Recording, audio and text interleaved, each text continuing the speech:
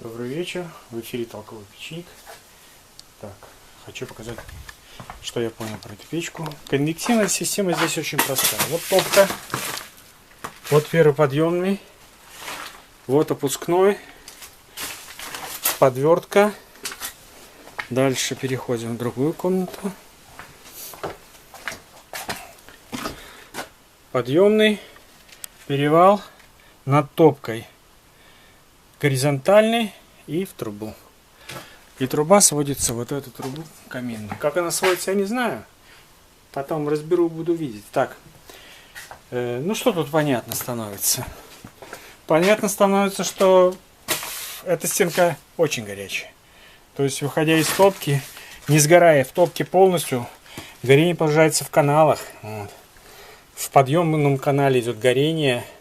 Соответственно, очень сильная термическая нагрузка на эту стенку. Фактически, задняя стенка – это стенка топки. То есть, не футированная, соответственно, понимаете?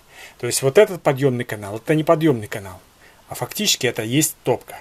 Ну, то есть, в ненормальном, конечно, ее состоянии. Вот. Ну, в принципе, система простая. Единственное, что для меня загадка.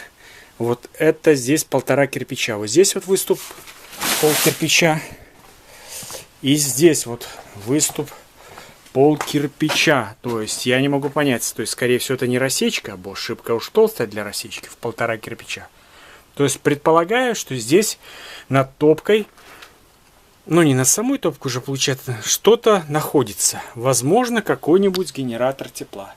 Ну, обычно кидают туда стекло, там что-то, короче, в голову придет. Вот, это для меня загадка. Ребус.